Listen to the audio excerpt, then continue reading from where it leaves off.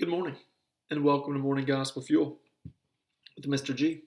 It is Monday, March 22nd, the feast day of Saint Leah, which I really like that name. But we don't know much about her, honestly. She was a 4th century widow um, who left her wealth behind after her husband passed, and she entered a consecrated life on her pursuit to holiness. I didn't read if she had children or not, but Saint Jerome was a contemporary of hers. If you don't know who Saint Jerome is, he's the one that translated the scripture into from Greek to Latin, so that we could understand it, and later translated, of course, to English. So anyway, it is her feast day, and I could not find what she's the patron saint of, but props to Saint Leah. Anyway, today's gospel is from John chapter 8, verses 1 through 11. Let's begin in the name of the Father, Son, and Holy Spirit, amen. While Jesus went to the Mount of Olives, but early in the morning he arrived again in the temple area, and all the people started coming to him, and he sat down and taught them. Then the scribes and the Pharisees brought a woman who had been caught in adultery and made her stand in the middle. They said to him, "Teacher, this woman was caught in the very act of committing adultery. Now in the law, Moses commanded us to stone such women. So what do you say?" They said this to test him, so that they could have some charge to bring against him. Jesus bent down and began to write on the ground with his finger. But when they continued asking him, he straightened up and said to them, "Let the one among you who is without sin be the first to throw a stone at her." Again he bent down and wrote on the ground. And in response they went away, one by one, beginning with the elders. So he was left alone with the woman before him. Then Jesus straightened up and said to her, "Woman, where are they? Has no one condemned you?" She replied, "No one, sir." Then Jesus said, "Neither do I condemn you. Go, and from now on do not sin anymore."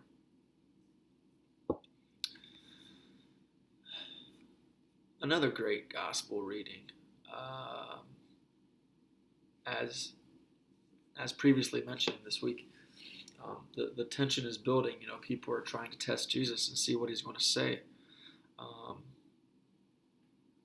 so that they can bring a charge against him, not the woman. It's interesting here because there's a lot of different things. Just 11 verses, you can get a lot, and my mind kind of just goes all over the place. Of how, first of all, Jesus is in the middle of teaching. He's in the temple area, and people just keep coming to him. So, part of me is like, I wonder if he ever just gets tired, like if he just wants to be left alone, because he is human.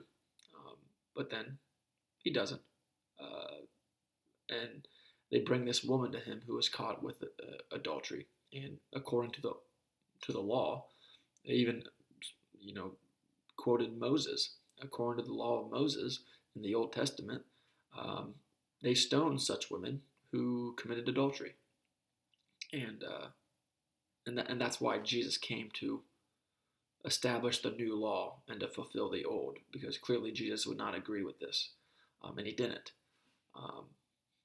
But that's why those who believe in Scripture alone, this is a negation just right there. But anyway. Notice how whenever they test him, Jesus doesn't answer right away. He bends down and he begins to write on the ground with his finger. So, like, as he's doing this, you're wondering, A, why is he doing it? Which there is a scripture verse that goes back to John, of those that forsake the Lord, those who turn away from him shall be written in the earth. So it's kind of like a hidden message to those who are accusing this woman, which is interesting.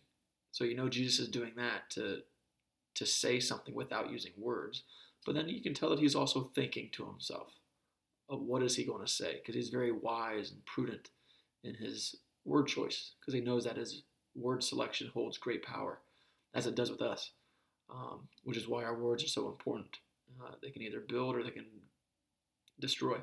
Um, so that is interesting because he bends down twice and writes on the ground, just within these 11 verses. And then as he gets done, he asks the woman, um, "Where are those who are condemning him, or who's condemned you?"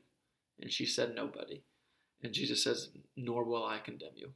In fact, he forgives her, and he grants her mercy, and he tells her to continue on, and just don't sin anymore. At least do your best not to sin anymore.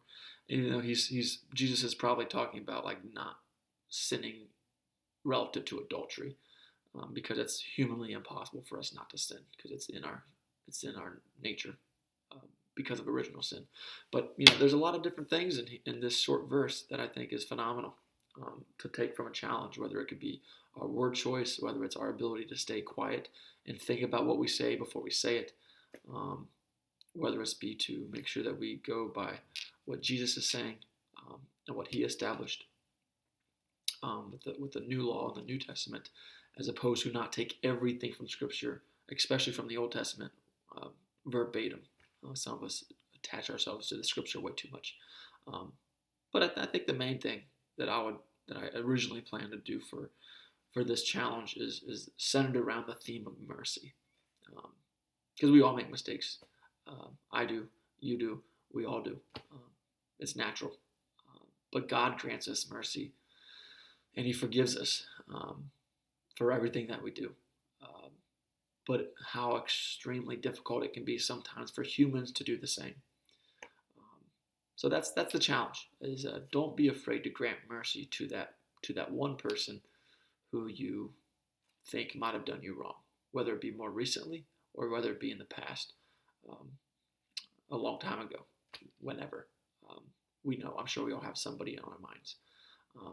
So if Jesus can do it, that's who we're all striving to become more like, correct? So maybe we should try to do that ourselves. So otherwise, have a great day. God bless. Keep it real. In the Father, Son, and Spirit, amen.